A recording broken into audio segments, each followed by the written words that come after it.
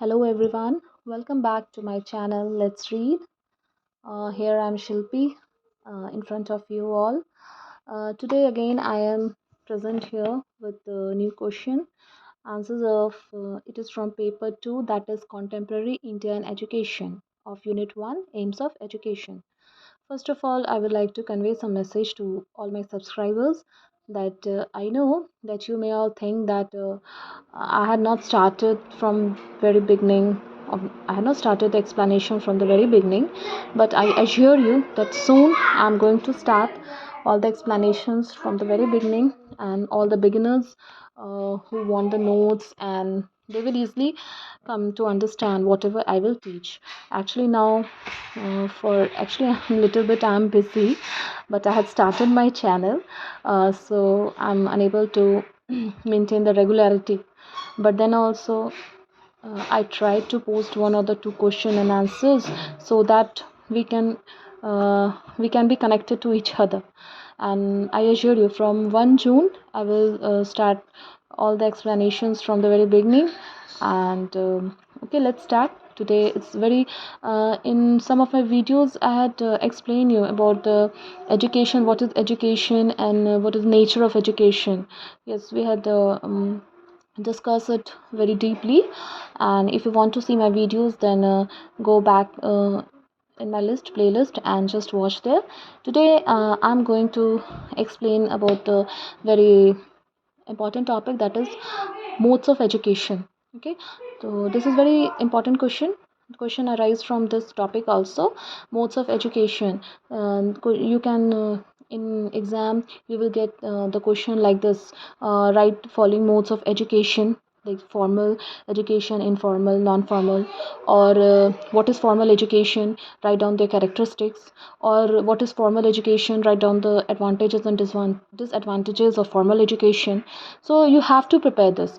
Here I will teach you formal education, what is informal education, and what is non-formal education. And after that I will discuss characteristics of formal education, characteristics of non-formal education, and characteristics of informal education. And after that I will discuss advantages and disadvantages of all the three modes of education. Now let's start with first, formal education. First of all, we know education refers to the development of the learning and thinking process. Now, it goes beyond the four walls of the classroom. It is all about gaining experience, and therefore we can divide education into three main types. तो ये पहले last class में हमने discuss कर ही लिया था कि education जो ये रेफ़र करता है टू द विकास होता है, डेवलपमेंट ऑफ लर्निंग का एंड थिंकिंग प्रोसेस का, कि जो हम सोचते हैं और सीखने की प्रक्रिया को का जो क्या होता है, विकास होता है.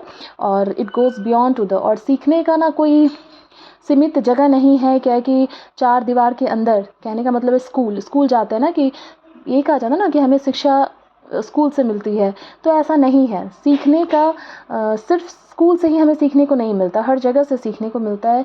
घर में भी सीखते हैं, माता पिता से सीखते हैं, सोसाइटी से सीखते हैं, फैमिली से सीखते हैं. So it is saying over here that it goes beyond the four walls of the classroom, and it is all about gaining experience, and therefore we can divide education into three main types. ठीक है, it is all about gaining experience. जितना ज़्यादा experience होता है उतना ज़्यादा हम सीखने को मिलता है. हमारे डे टू डे लाइफ में भी ऐसा होता है. एंड वन थिंग मोर, मेरा वीडियो शायद बहुत लेंदी जाता है, ये बोरिंग हो सकता है. So I will try to explain you as fast as I can, and video short रहे, मैं ये कोशिश करूँगी. ओके, फर्स्ट है फॉर्मल एजुकेशन. तो फॉर्मल एजुकेशन में है, formal education includes education in academic setup. तो एकेडमिक सेटअप होता है, तो ये आप स्कूल कह दीजिए. स्कूल में एकेडमिक्स होता है ना. तो फॉर्मल एजुकेशन कहाँ मिलता है? स्कूल्स में मिलता है, यूनिवर्सिटीज़ में मिलता है, कॉलेजेस में मिलता है. तो formal education is imparted in, yes, second point is that only, जो मैंने भी कहा वही लिखा हुआ है. Formal education is imparted in school, college, university and any other educational institution.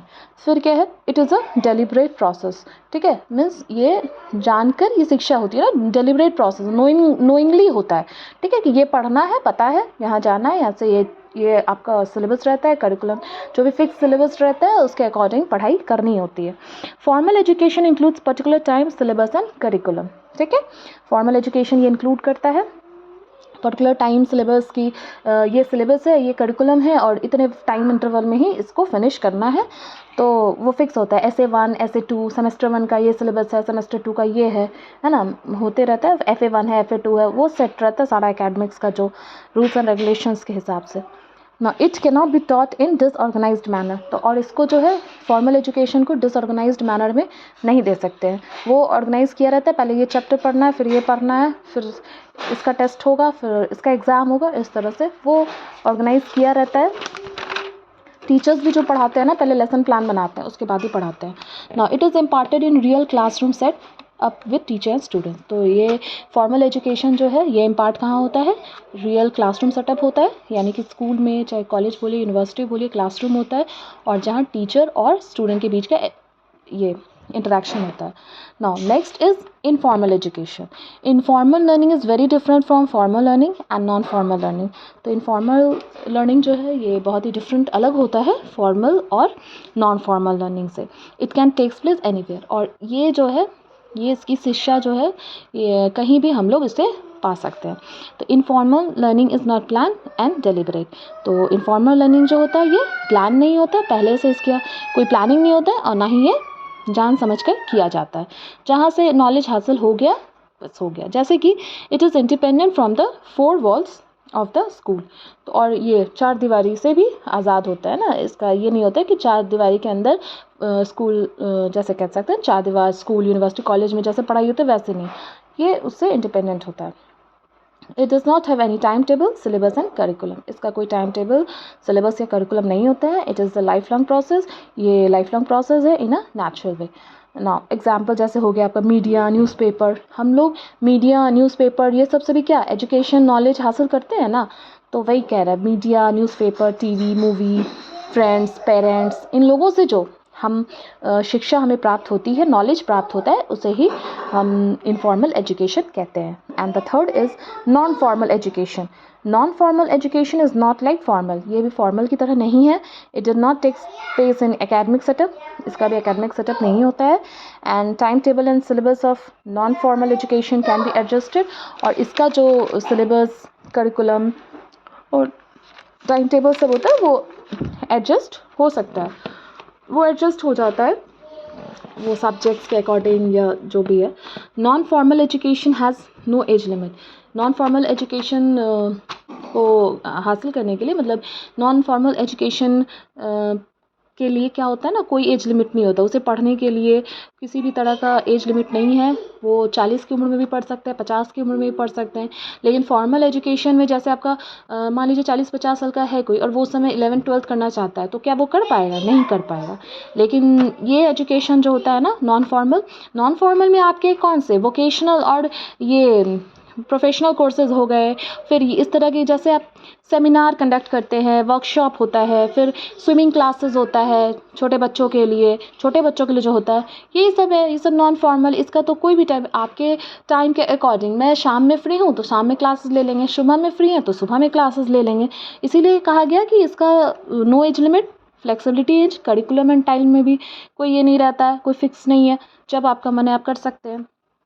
Unlike theoretical formal education, जैसे फॉर्मल एजुकेशन लेते हैं तो वहाँ थ्योरेटिकल होता है ना, तो उसकी तरह जो है इसमें नहीं होता, ठीक है। It is professional and vocational education. तो ये जो है प्रोफेशनल और वोकेशनल एजुकेशन है नॉन फॉर्मल। और जैसे कि एग्जांपल में देखिए दिया हुआ है, computer assisted instruction, workshop, seminar, वही है, देखिए मैंने जो भी बोला वही लिखा हुआ है। Swimming classes for small children, फिर debating societies, sports clubs of various kinds for all ages, है ना, स्पोर्ट्स क्लब्स भी होता है। तो ये तो अपने कन्वीनियंस के हिसाब से, है ना, कन्वीनियंस, जब हम कन्वीनियंस हैं, जब हम कर सकते हैं, हमारे पास टाइम है, तो उस टाइम ये क्लासेस को ऑर्गेनाइज किया जा सकता है। इसीलिए इसका कोई टाइम टेबल या सिलेबस नहीं होता है। Now, I had explained these three modes of education, and in next class, I will explain you characteristics of formal education, then informal, and then formal, informal, and non-formal education, and after that, advantage and disadvantages. Okay, hope फिर भी देखिए 10 minute का ये video हो ही गया. So yes, I want to say that if you are liking my videos, then please give your likes or subscribe my channel, okay, so that I can come up with more videos. Okay, bye bye.